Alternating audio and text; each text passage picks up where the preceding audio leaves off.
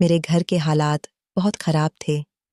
ऐसे हालातों में गुजारा करना बड़ा मुश्किल हो रहा था। हम लोग गांव में रहा करते थे। मेरे दादा दादी की मौत हो चुकी थी, लेकिन मेरे पापा बड़े ही हरामखोर थे। मेहनत मजदूरी करना जानते ही नहीं थे। शादी होने के बाद उन्होंने मेरी माँ को नौकरी करने के लिए घर से निकाल दिया था और वो उनसे कहते थे कि मुझसे मेहनत मजदूरी नहीं होती। मैं तुझे कुछ कमा कर नहीं दे सकता। तू अगर मेरे साथ गुजारा करना चाहती है तो कर सकती है, वरना तू अपने मायके वापस चली जा। मेरी माँ पिताजी की ऐसी बातें सुनकर बहुत उदास हो गई थीं।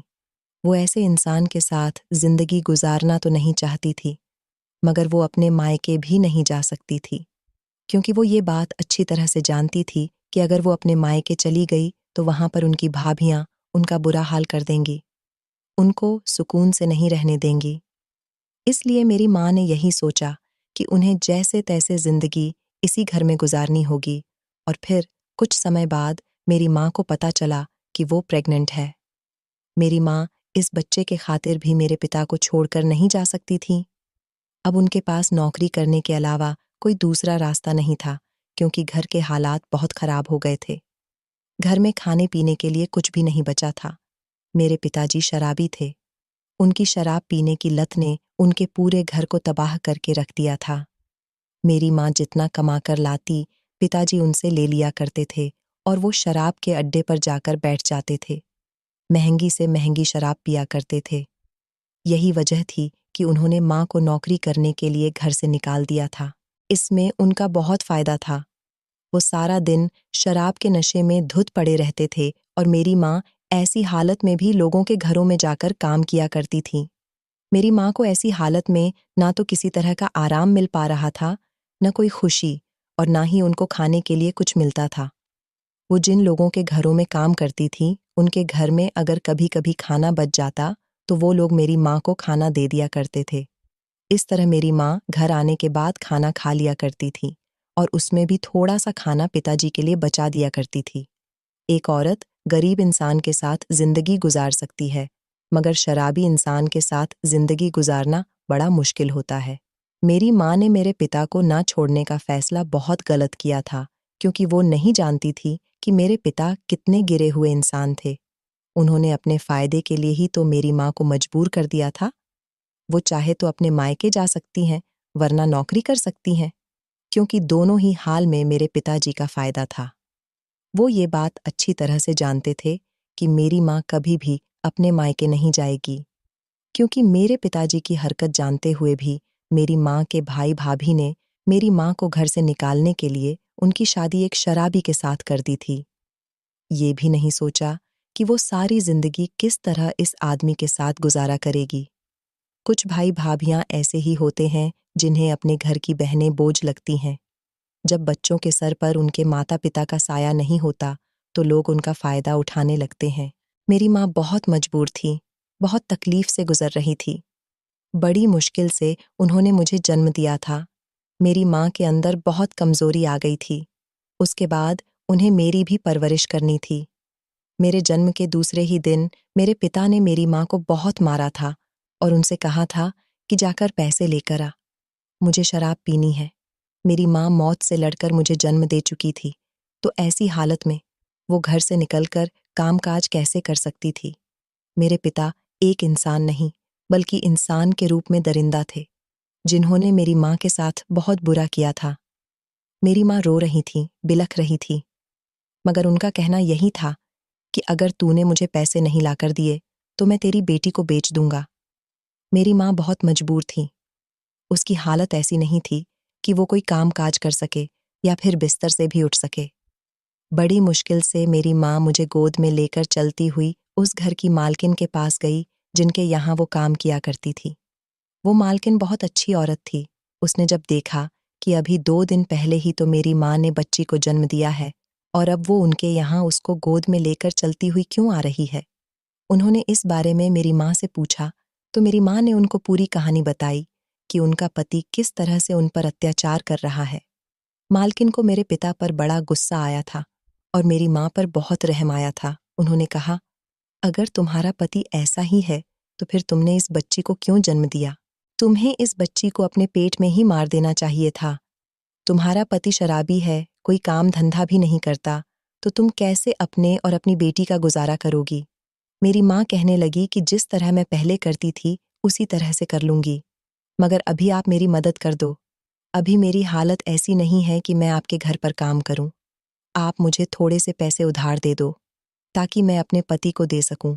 मैं काम करके आपके सारे पैसे वापस लौटा दूंगी। मालकिन कहने लगी कि अच्छा ठीक है, मैं तुम्हारी मदद करने के लिए तैयार हूं। उन्होंने मेरी माँ को थोड़े से पैसे दे दिए और मेरी माँ ने ले जाकर वो पैसे मेरे पिता को दे दिए। मेरे पिता पैसे लेकर शांत हो गए थे। उन्होंने मेरी माँ को धमकाना बंद कर दिया था और शराब के अड्डे पर चले गए थे। कुछ दिन तक मेरे पिता शराब के अड्डे से वापस नहीं आए थे। वो शराब पीने में मेरी माँ के सारे पैसे उड़ाकर आ गए थे। कुछ दिन पूरे हुए तो उन्होंने फिर से वही हरकत करनी शुरू कर दी। फिर से मेरी माँ को पैसों के लिए तंग करना शुरू कर दिया था। इस घर की एक एक चीज मेरे पिता शराब के चक्कर में बेच चुके थे। अब तो इस घर में कुछ ऐसा कीमती भी नहीं बचा था जिसे मेरे पिता बेचते। वो बार बार मेरी माँ को धमकाया करते थे कि वो उनको पैसे ला कर दे, वरना वो उनकी बेटी को बेच देंगे। मेरी माँ डर जाती थी कि एक शराबी इंसान जो किसी भी हद तक गुजर सकता है, वो एक दिन अपनी बेटी को भी बेच सकता है।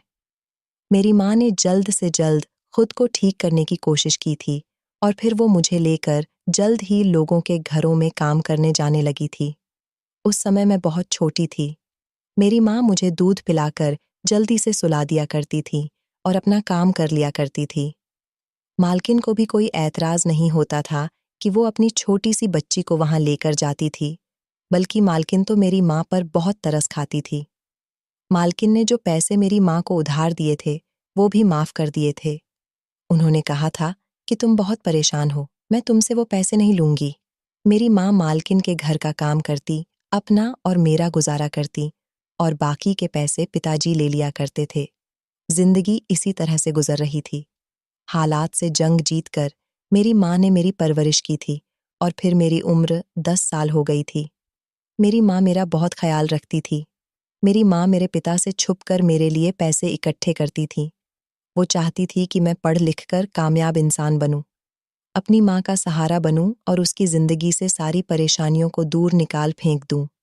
मेरी माँ ने मुझे मेरे पिता की नज़रों से बहुत बचा कर रखा था। मेरी माँ को यही डर रहता था कि कहीं मेरा पिता मुझे पैसों के लिए बेच न दे। इसलिए मेरी माँ मुझे एक मिनट के लिए भी अपनी आंखों से दूर नहीं करती थी। वो मुझसे बहुत प्यार करती थी। मुझे हमेशा अपने साथ ही काम पर लेकर जाती थी। मेरी माँ ने अब अलग अलग जगह काम करना शुरू कर दिया था। उन्होंने अपने दिन का समय बांध लिया था। वो दिन में 3 घंटे दूसरे घर में काम किया करती थी और उसके बाद के 3 घंटे सरपंच जी की हवेली में काम करती थी और फिर उसके बाद के 3 घंटे दूसरी हवेली में काम किया करती थी। इस तरह मेरी माँ को लोगों के घरों का काम करते करते सुबह से लेकर रात हो जाती थी। मेरे पिता को इस बात का कोई एहसास नहीं था कि उनकी पत्नी कितनी मेहनत करके पैसा कमाती है, और वो है कि शराब में उनकी मेहनत की कमाई उड़ा देते हैं। मेरी माँ अब इतनी ज्यादा मेहनत सिर्फ अपनी बेटी के लिए करने लगी थी। वो चाहती थी कि उनकी बेटी अच्छे स्कूल में शिक्षा हासिल करे, मगर मैं 10 साल की हो गई थी। मैं अभी सरकारी स्कूल में जाती थी। मेरी माँ मुझे शहर में एडमिशन दिलवाना चाहती थी, लेकिन उसके लिए बहुत पैसे लग रहे थे। मेरी माँ ने कई बार पिताजी से इस बारे में बात करने की कोशिश की थी। उनसे कहा था, अब हमारी बेटी जवान हो रही है, अब तुम शराब पीना छोड़ दो। आखिर तुम कब तक ये सब करते रहोगे? एक दिन हमारी बेटी जवान होगी, हमें उसकी शादी भी तो करनी है, और मेरा सपना है कि मैं अपनी बेटी को पढ़ा लिखाकर कामयाब बनाऊं। मैं अपना ये सपना जैसे तैसे पूरा करके ही रहूंगी। मेरे पिता कहते थे कि बेटियों की शादी नहीं होती, उन्हें तो ससुराल जैसे नरक में झोंक दिया जाता है, जहां पर वो तेरे जैसी ही नौकरानियां बनती हैं। हम गरीब लोग अपनी आंखों से सपने नहीं देख सकते। सपने देखने का हक तो उन लोगों का होता है जिनके पास भारी रकम होती है। तेरे पास क्या है? तू तो खुद लोगों के घरों में झाड़ू बर्तन करती है। मेरी माँ कहने लगी, मगर मैं मेहनत से पैसा कमाती हूँ। तुम्हारे जैसी तो नहीं हूँ जिसने सारी जिंदगी कोई मेहनत ही न की हो। मेरी माँ जिस हवेली में काम करती थी, उस हवेली की मालकिन बहुत पढ़ी लिखी थी। मेरी माँ ने उनसे बात की थी कि वो मुझे पढ़ा दिया करें। मैं स्कूल भी जाती थी और उनसे भी पढ़ती थी। धीरे धीरे मैं जवान होने लगी। मेरी उम्र 16 साल हो गई। मैं अपने ही गांव के सरकारी स्कूल से इंटर कंप्लीट कर चुकी थी। मैं पढ़ाई में बहुत अच्छी थी। मेरी माँ मुझे देखकर बहुत खुश हुआ करती थी। मेरी माँ अब चाहती थी कि पिताजी शराब पीना छोड़ दें। अब मेरी माँ के बस की नहीं थी कि वो अपनी मेहनत की कमाई उन्हें देती रहे। इसलिए उन्होंने पिताजी को पैसे देना बंद कर दिया था। पिताजी मेरी माँ से पैसे मांगा करते थे और जब वो मेरी माँ पर हाथ उठाया करते थे तो मैं अपनी माँ को बचा लिया करती थी, क्योंकि मैं अब इतनी बड़ी हो चुकी थी कि अपनी माँ को पिताजी के हाथों से पिटता नहीं देख सकती थी। पिताजी घर से चले गए थे और काफ़ी दिनों तक घर वापस ही नहीं आए थे। मेरी माँ कहने लगी कि पता नहीं तुम्हारा पिता कहाँ चला गया है। वो बस इसी टेंशन में रहती थी। फिर एक दिन पता चला कि मेरे पिताजी ने हमारे इस घर को बेच दिया है। उन्होंने अपना शराब का इतना कर्जा कर लिया था कि उन्हें अपना कर्ज उतारने के लिए हमारे घर को बेचना पड़ गया।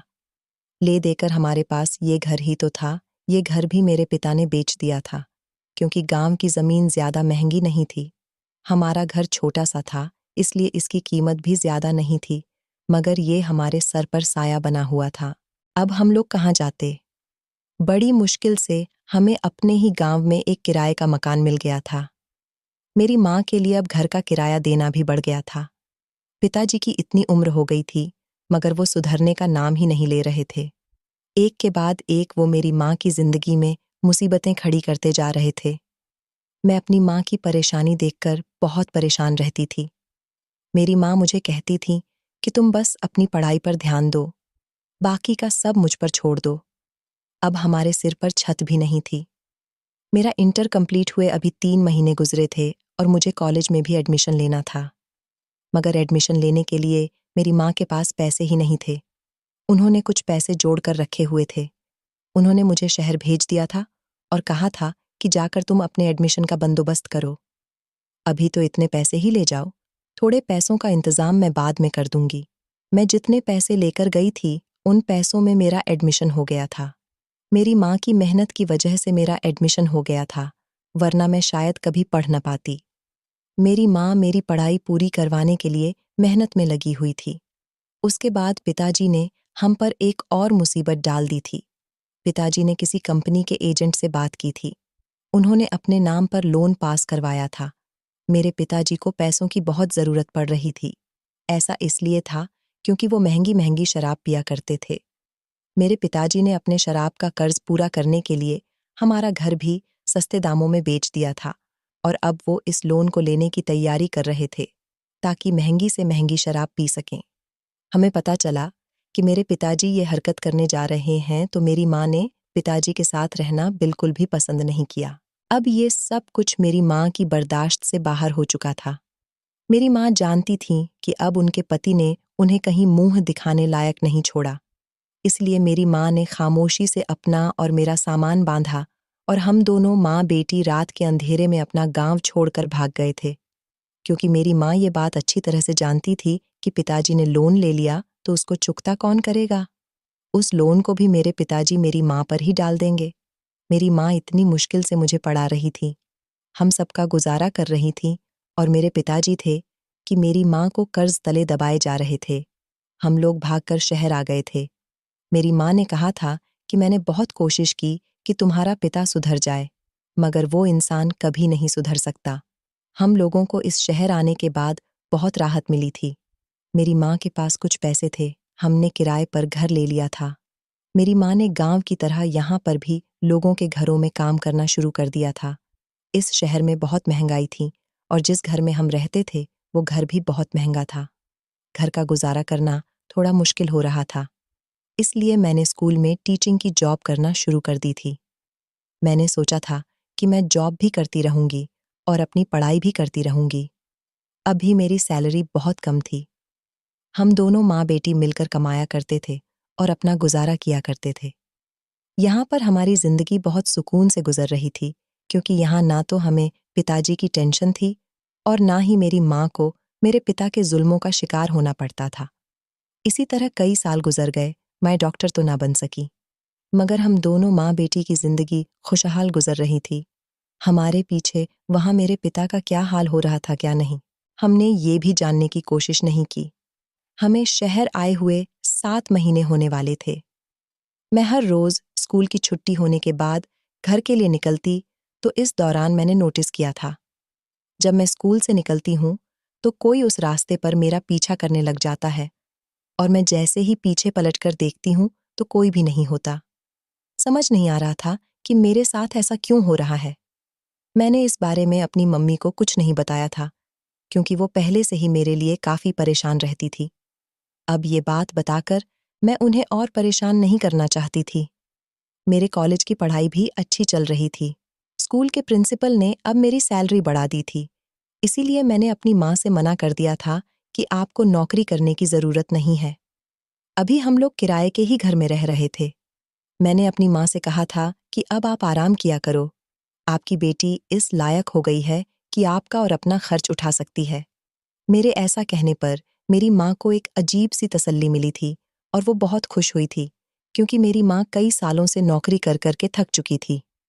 लेकिन मैं अब उस इंसान की वजह से परेशान रहती थी जो मेरा पीछा किया करता था। मेरा पीछा क्या सच में कोई करता था, या फिर ऐसा मेरा वहम था? ये मैं समझ नहीं पा रही थी, क्योंकि ऐसा अब मेरे साथ हर बार होता था।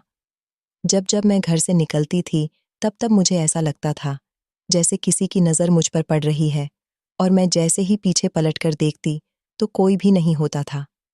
काफ़ी दिन हो गए थे, मैं बहुत तंग आ गई थी।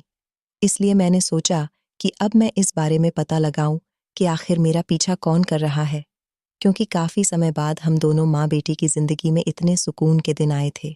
अब मैं दोबारा से बेचैन रहने लगी थी, सिर्फ इसी वजह से कि मेरा पीछा कौन करता है। मगर काफ़ी दिन गुजर गए थे। मैं ये बात नहीं जान पाई थी।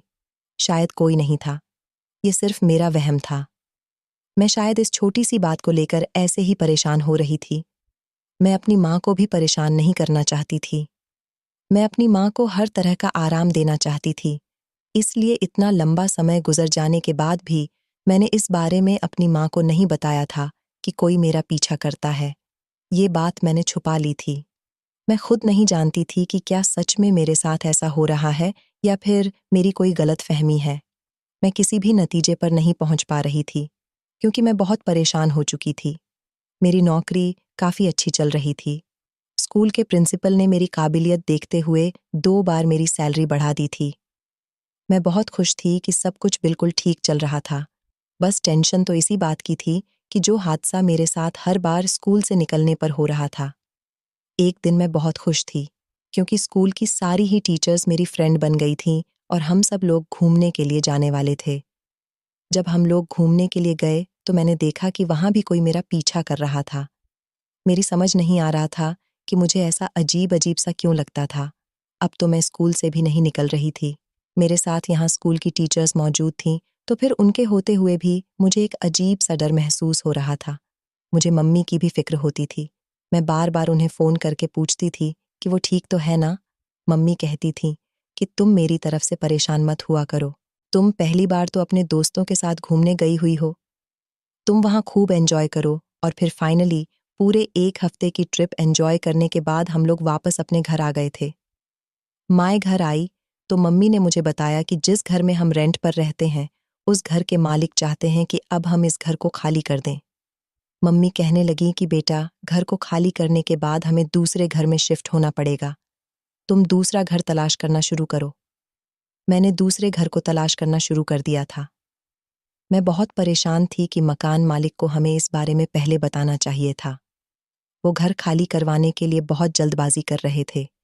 समझ नहीं आ रहा था कि इतनी जल्दी-जल्दी मैं कहाँ से घर की तलाश करूं, क्योंकि हमें तो अपने बजट में बैठने वाला ही घर देखना था। और अब जल्दबाजी में मुझे जितने भी घर रेंट पर मिल रहे थे, उन सभी का रेंट बहुत ज़्यादा था, जो मैं अफ़ोर्ड नहीं कर सकती थी। मकान मालिक ने हमें घर खाली करने के लिए 2 दिन का टाइम दे दिया था। अब इस 2 दिन में मुझे बहुत कुछ करना था। मैं अपने क्लासरूम में छुट्टी हो जाने के बाद परेशान सी बैठी हुई थी। तभी स्कूल के प्रिंसिपल क्लास में आए और मुझे परेशान बैठा हुआ देखकर कहने लगे, मिस, आपको घर नहीं जाना? पूरे स्कूल की छुट्टी हो चुकी है। सभी लोग जा चुके हैं। मैंने कहा, जी सर, मैं बस जा ही रही हूँ। ये कहकर मैं वहाँ से उठने लगी थी। तभी प्रिंसिपल ने फिर से मुझे रोक लिया और कहने लगे कि क्या हुआ? आप कुछ परेशान लग रही हैं। मैंने उनको अपनी प्रॉब्लम के बारे में बता दिया तो वो कहने लगी कि बस इतनी सी बात है। चलिए, मैं आपकी मदद कर देता हूँ। मैंने कहा, आप मेरी मदद काफ़ी कर चुके हैं। आपने 2 बार मेरी सैलरी बढ़ा दी है और वैसे भी आप मुझे टाइम से पहले सैलरी देकर मुझ पर बहुत बड़ा एहसान करते हैं। प्रिंसिपल सर कहने लगे कि नहीं नहीं, आपको मेरा एहसानमंद होने की ज़रूरत नहीं है। आप एक काबिल टीचर हैं। ऐसे टीचर को अपने स्कूल में रखने के लिए प्रिंसिपल को टीचर की मदद करनी ही होती है। मैं आपकी प्रॉब्लम सॉल्व कर देता हूँ। हमारा एक मकान खाली पड़ा हुआ है। कुछ दिनों पहले हमने उसमें से किराएदार निकाल दिए थे। अभी कोई नए किराएदार नहीं रखे हैं। अगर आप चाहो तो अपनी मम्मी के साथ वहाँ पर रह सकती हो। प्रिंसिपल सर की बात सुनकर मैं बहुत खुश हो गई थी। मैंने कहा, सर, ये तो बहुत अच्छी बात है। आपका बहुत बहुत शुक्रिया। प्रिंसिपल सर ने कहा कि आपको एडवांस देने की भी कोई ज़रूरत नहीं है। आपका रेंट लेट भी हो जाया करेगा। तब भी कोई बात नहीं। प्रिंसिपल सर ने मेरी बहुत बड़ी प्रॉब्लम को सॉल्व कर दिया था। मैं बहुत खुश थी। घर आकर मैंने मम्मी को जब इस बात के बारे में बताया तो मम्मी भी खुश हो गई थीं और उन्होंने कहा कि तुम्हारे स्कूल के प्रिंसिपल साहब सच में बहुत अच्छे इंसान हैं। प्रिंसिपल सर लगभग 27 साल की उम्र के थे। ये स्कूल उनके पिता का था, मगर उनके पिता के मरने के बाद उन्होंने स्कूल की जिम्मेदारी संभालनी शुरू कर दी थी। अगले ही दिन हमने वो घर खाली करने के बाद प्रिंसिपल सर के घर में अपना सारा सामान शिफ्ट कर लिया था। अब हम लोग यहाँ बेफिक्री से रह रहे थे क्योंकि ये घर बहुत अच्छा था। मैं प्रिंसिपल सर को अपनी सैलरी से ही रेंट कटवा दिया करती थी, लेकिन मैं अभी भी परेशान थी क्योंकि मुझे अभी भी यही लगता था कि कोई मेरा पीछा कर रहा है। हम इस नए घर में जब से आए थे, मैंने देखा था कि हमारे घर के गेट के थोड़ी सी ही आगे एक ऑटो वाला हमेशा खड़ा रहता था। इस घर से मुझे स्कूल बहुत दूर पड़ता था, इसलिए मैंने सोचा कि मैं इसके साथ ही स्कूल चली जाया करूंगी। मुझे लगा कि शायद इस ऑटो वाले का घर यहीं कहीं आसपास ही होगा, तभी तो वो अपनी ऑटो ज्यादातर यहीं खड़ी करता है। एक दिन मैं इस ऑटो वाले की ऑटो में झांक कर देखने लगी तो ये ऑटो वाला कहने लगा कि कहाँ जाना है मैडम, बताओ। तो मैंने उसे स्कूल का एड्रेस बताया था। ये ऑटो वाला मुझे स्कूल तक लेकर चला गया था। अगले दिन भी मैं इसी की ऑटो में बैठकर स्कूल चली गई थी और फिर उसके बाद ऐसा ही होने लगा था। अब मैं हर बार ही इसी के ऑटो से जाया करती थी। एक दिन इस ऑटो वाले ने मुझसे बड़ा ही अजीब सवाल किया था। वो कहने लगा कि आपकी शादी हो गई है। मैंने इसे चौंक कर देखा। मैंने कहा, तुम ये कैसा सवाल कर रहे हो?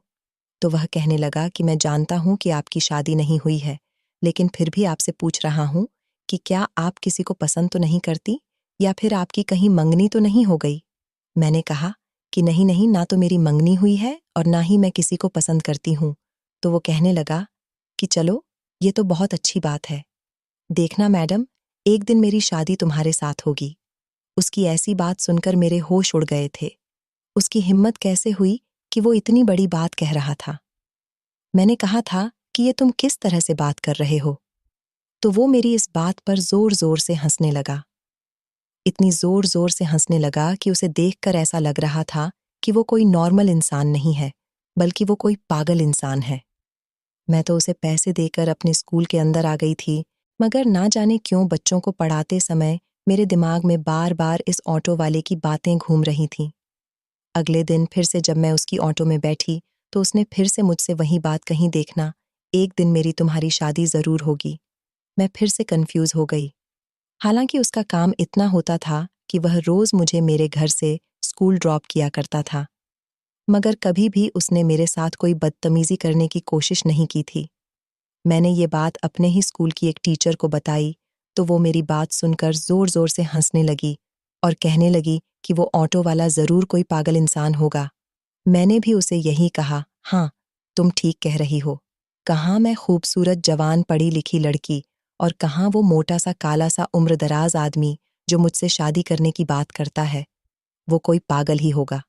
ये बात सोचकर मैंने उस आदमी की बात को ज्यादा सीरियसली नहीं लिया था, मगर मैंने नोटिस किया था कि वो बाकी किसी से ऐसी बात नहीं कहता था। जब भी मैं उसके ऑटो में बैठती तो वो मुझसे यही कहता था कि तुम्हारी मेरे साथ एक ना एक दिन शादी ज़रूर होगी। मैं उस दिन का इंतज़ार करूँगा और वो दिन बहुत जल्द आने वाला है।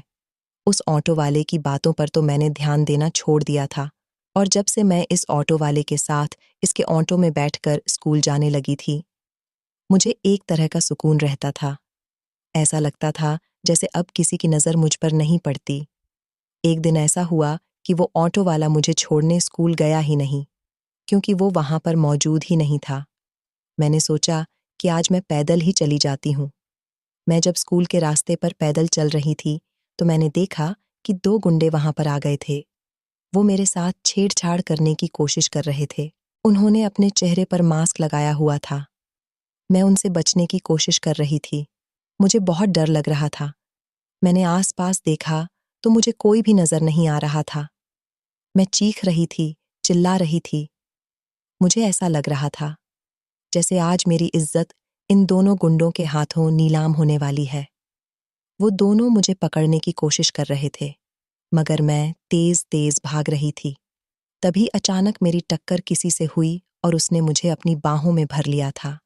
जब मैंने नज़र उठाकर देखा, तो मैं दंग रह गई थी कि जिस इंसान ने मुझे सँभाला था, वो इंसान कोई और नहीं, बल्कि प्रिंसिपल सर थे। मेरी जान में जान आई थी। प्रिंसिपल ने जब उन लोगों की तरफ लपकने की कोशिश की, तो वो दोनों ही गुंडे वहाँ से भाग गए थे। मैंने प्रिंसिपल सर से कहा कि आपका बहुत-बहुत शुक्रिया। आपने मुझे बचा लिया, वरना ना जाने आज मेरे साथ क्या होता। प्रिंसिपल सर मुझे अपने साथ स्कूल ले गए थे और उन्होंने जिम्मेदारी ली थी कि वो मुझे खुद स्कूल से घर और घर से स्कूल लाने की जिम्मेदारी उठाएंगे। मैंने उनसे मना भी किया था, मगर उन्होंने कहा कि नहीं, मैं तुम्हारी हर तरह से मदद करना चाहता हूँ। मैं ये सब देखकर बहुत हैरान हो रही थी कि आखिर प्रिंसिपल सर मुझ पर कुछ ज़्यादा ही मेहरबान होने लगे थे। एक दिन मुझे इस बात के बारे में भी पता चल गया कि आखिर वो मुझ पर इतने मेहरबान क्यों होते थे। जब उन्होंने मुझसे अपनी मोहब्बत का इजहार किया, उन्होंने कहा कि तुम मुझे बहुत पसंद आ गई हो। जिस दिन से तुम इस स्कूल में आई हो, उसी दिन से स्कूल के बच्चों की पढ़ाई बहुत अच्छी चल रही है, क्योंकि तुम एक काबिल और होनहार टीचर हो और मैं भी तुम्हें बहुत पसंद करने लगा हूँ। तुमसे शादी करना चाहता हूँ। मगर मैंने अभी प्रिंसिपल सर से शादी के लिए इनकार कर दिया था, लेकिन उनकी मोहब्बत के लिए हाँ कर दी थी, क्योंकि मैं भी उन्हें पसंद करने लगी थी। मेरे मन में भी उनके लिए प्यार मोहब्बत भरी फीलिंग्स जागती थी। मैंने कहा था कि आपको अपनी फैमिली को मेरे घर रिश्ता लेकर भेजना होगा, तभी मैं आपसे शादी करूंगी। प्रिंसिपल सर ने कहा था कि मुझे इस बात पर कोई ऐतराज नहीं है, क्योंकि मैं तुम्हें इज्जत से अपनी जिंदगी में शामिल करूंगा। उस दिन मैं बहुत खुश थी और जब मैं अपने घर गई तो मैंने देखा कि मेरी माँ बहुत परेशान थी। मैंने अपनी माँ से कहा कि माँ, क्या हुआ है? आप इतनी परेशान क्यों नजर आ रही हो? तो माँ कहने लगी कि बेटा, कल स्कूल से घर मत आना। मैंने माँ से कहा कि आप ये कैसी बातें कर रही हो? घर नहीं आऊं तो फिर कहाँ जाऊं? माँ कहने लगी कि बेटा, एक बहुत बड़ी मुसीबत आ गई है। प्लीज तुम कल स्कूल से घर मत आना। तुम कल सुबह जब स्कूल के लिए जाओ, तो अपनी किसी दोस्त वगैरह के घर चली जाना और 2-3 दिन वहां पर गुजार कर आना। मैंने माँ की किसी बात को नहीं समझा था कि वो क्या कहना चाह रही थी, मगर मैंने इतना ज़रूर देखा था कि वो बहुत परेशान थी, और वो परेशान सिर्फ अभी से ही नहीं थी, बल्कि पिछले 2-3 दिन से परेशान थी। मैं स्कूल के काम में इतनी घिरी हुई थी कि मुझे उनकी परेशानी तसल्ली से पूछने का मौका ही नहीं मिला था। फिलहाल मेरे लाख पूछने के बावजूद भी मेरी माँ ने मुझे अपनी परेशानी के बारे में नहीं बताया था। उस रात तो जैसे तैसे मैं अपने कमरे में जाकर सो गई थी। सुबह जैसे ही मैं उठी तो मेरी माँ ने मुझे मेरा सामान बांध कर दे दिया और कहने लगी कि ये तुम्हारा सामान है, तो 3 दिन तक तुम यहाँ पर मत आना। मैंने अपनी माँ से कहा, मगर आप ऐसा क्यों कर रही हो? माँ ने कहा, तुम्हें मेरी कसम है, तुम इस बारे में कुछ ना ही पूछो तो अच्छा होगा। बस तुम यहाँ से चली जाओ। मैं तुम्हें खुद फ़ोन करूँगी और तुम्हें बताऊँगी कि तुम्हें कब आना है।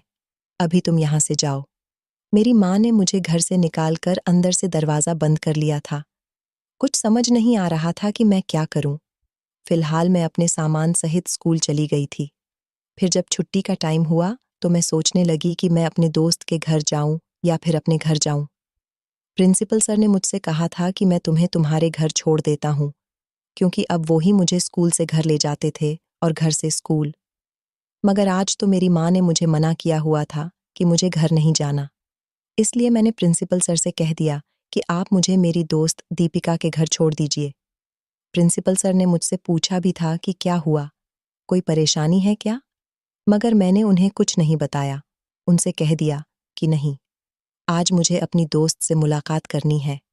इसलिए प्रिंसिपल सर सामान को देखकर समझ तो रहे थे कि ज़रूर कोई बड़ी बात है, मगर मैंने उन्हें कुछ नहीं बताया था। इसलिए वो भी मुझसे ज़बरदस्ती कुछ नहीं पूछ सकते थे। उन्होंने मुझे मेरी दोस्त के घर पर छोड़ दिया था। मैंने अपनी दोस्त को बताया था कि मैं तुम्हारे घर पर 2-3 दिन के लिए आई हूँ। उसे भी कोई ऐतराज़ नहीं था। मैं उसके घर पर आराम से रह सकती थी, क्योंकि वो अकेली ही अपने घर में रहती थी। उसकी सिर्फ 2 बहनें थीं और वो दोनों बहनें जॉब करती थीं। मुझे अभी अपने दोस्त के घर आए हुए 2 घंटे गुजर गए थे। मैं सोच रही थी कि मैं क्या करूं? आखिर माँ ने मुझे घर आने के लिए मना क्यों किया? आखिर माँ क्या कर रही है? फिर मैंने सोचा कि कहीं मेरी माँ के साथ कुछ गलत तो नहीं होने वाला? मुझे डर लगने लगा था। एक अजीब-सी घबराहट सवार होने लगी थी। इसलिए मैंने ना कुछ सोचा, ना समझा और अपने दोस्त के घर से निकल गई थी। मुझे याद आया कि ज़रूर कोई बड़ी बात ही होगी। मेरी माँ किसी मुसीबत में फंस गई तो क्या होगा? मुझे उन्हें अकेला नहीं छोड़ना चाहिए था। मैं अपने घर की तरफ जाने लगी। तभी रास्ते में मुझे प्रिंसिपल सर का फ़ोन आ गया। मेरी आंखों में पहले से ही आंसू थे। मैं अपनी गलती पर पछता रही थी कि मुझे अपनी माँ की बात को नहीं मानना चाहिए था। इतनी ही देर में प्रिंसिपल सर की कॉल आई। मैंने जब उनसे हेलो बोला तो वो समझ गए थे कि मैं रो रही हूँ। प्रिंसिपल सर घबरा गए और कहने लगे कि तुम्हें क्या हुआ है? तुम क्यों रो रही हो? मुझसे बर्दाश्त नहीं हुआ तो मैंने उन्हें सब कुछ बता दिया। मैंने कहा, मैं अभी और इसी समय अपने घर जा रही हूँ। मेरी माँ का बर्ताव मुझे कुछ ठीक नहीं लग रहा था। प्रिंसिपल सर कहने लगे कि अच्छा ठीक है, तुम अपने घर जाओ और अपना ख्याल रखना। ये कहकर हम दोनों ने फ़ोन बंद कर दिया था। मैं जैसे ही अपने घर पहुंची तो ये देखकर मेरे पैरों तले से ज़मीन निकल गई थी कि वहां पर बहुत भीड़ लग रही थी। बहुत सारे लोग इकट्ठा थे। मैं जल्दी से घर के अंदर घुसी तो ये देखकर मेरे होश उड़ गए थे कि मेरे घर में वही ऑटो वाला आदमी बैठा हुआ था। वो दूल्हा बना हुआ था, जबकि मेरी माँ दुल्हन के कपड़ों में मौजूद थी। ये सब क्या हो रहा था? पंडित जी भी मौजूद थे, जो मंत्र पढ़ने के लिए बिल्कुल तैयार बैठे थे। मैं जैसे ही अपनी माँ के पास पहुंची, तो मेरी माँ ने मुझे देखा और वो कहने लगी कि तू यहाँ पर क्यों आई है? अब मैं समझ गई थी कि मेरी माँ ने मुझे यहाँ से निकालकर शादी रचाने के बारे में सोच लिया था। माँ ने कहा, मैंने तुझे मना किया था ना, इससे पहले मैं कुछ और सोचती। एक आदमी ने उठकर घर का दरवाज़ा बंद कर दिया। मुझे धक्का देकर मेरी माँ के बराबर में बिठा दिया। तभी मुझे पता चला कि ये वही एजेंट है जिसने मेरे पापा को पैसे दिलवाए थे, जिसके बाद मेरे पापा इस दुनिया से चले गए। अब वो लोन के पैसे हमसे वसूलना चाहता था। पहले उसने अपने गुंडे भेजकर मुझे मारने की कोशिश की थी। वो गुंडे मेरी इज्जत खराब नहीं करने आए थे, बल्कि मुझे पकड़कर मारना चाहते थे। और इससे पहले भी उसके आदमी कई बार मेरा पीछा कर चुके थे। मगर उसे मारने से ज़्यादा मेरे घर आना बेहतर लगा। इसीलिए वो ऑटो वाला बनकर मेरे स्कूल जाने के बाद मेरी माँ से मिलने यहाँ आता था और मेरी माँ को ब्लैकमेल किया करता था कि तुम दोनों माँ बेटी मुझे पैसे दे दो, क्योंकि मेरे पिता ने जब उसके लोन के पैसे चुकता नहीं किए तो उसे पता चला कि मेरे पिता की पत्नी और एक बेटी भी है। वो हमें तलाश करने लगा और फिर एक दिन ऐसा हुआ कि उसे पता चल ही गया कि हम इस शहर में रहते हैं। वो मेरी माँ को घर जाकर धमकाया करता था, या तो वो उससे शादी करे या फिर अपनी बेटी की शादी उसे करवा दे। लेकिन मेरी माँ मेरी ज़िंदगी के बदले अपनी ज़िंदगी तबाह करने के लिए तैयार थी, क्योंकि वो जानती थी कि मेरे पिता ने शुरू से लेकर अब तक हम लोगों के साथ बहुत गलत किया और ये एजेंट भी बहुत खतरनाक आदमी था। ये अपना भेष बदलकर यहाँ मेरी माँ से मिलने आता था। मैंने उस ऑटो वाले से कहा कि प्लीज़ मेरी माँ को छोड़ दो, तो वो कहने लगा कि तुम मेरे पैसे दे दो, मैं तुम दोनों को छोड़ दूंगा। मैंने उसे लाख समझाने की कोशिश की, मगर वो मेरी और मेरी माँ की बात सुनने के लिए तैयार ही नहीं था। वो कहने लगा, अगर तुम लोगों की नीयत नहीं है मेरे पैसे देने की, तो फिर मैं तेरी ही बेटी से शादी करूंगा। ये अभी जवान है और खूबसूरत है। वो मेरे साथ जबरदस्ती करने लगा और पंडित जी से कहने लगा कि मंत्र पढ़ना शुरू करो। मैं चीख रही थी, चिल्ला रही थी। इतनी ही देर में धड़ाम से दरवाजा खुला और पुलिस हमारे घर के अंदर आ गई थी। पुलिस को देखकर हम सब हैरान रह गए थे कि पुलिस को यहाँ किसने बुलाया था। फिर मुझे पता चला कि पुलिस को तो प्रिंसिपल सर लेकर आए थे। उन्होंने मुझे फ़ोन पर परेशान देख लिया था और वो समझ गए थे कि ज़रूर कोई बड़ी बात है। इसलिए वो पुलिस को लेकर मेरे घर आ गए थे और यहाँ आने के बाद पुलिस को सब कुछ पता चल गया था। पुलिस ने उस ऑन्टो वाले को गिरफ्तार कर लिया था और पुलिस उसे गिरफ्तार करके ले जा चुकी थी। मेरे पिता मर गए, मगर उन्होंने सारी जिंदगी मेरी माँ को परेशान किया। शायद उनको नरक में भी जगह नहीं मिलेगी, क्योंकि उन्होंने मेरी माँ को बहुत तंग किया।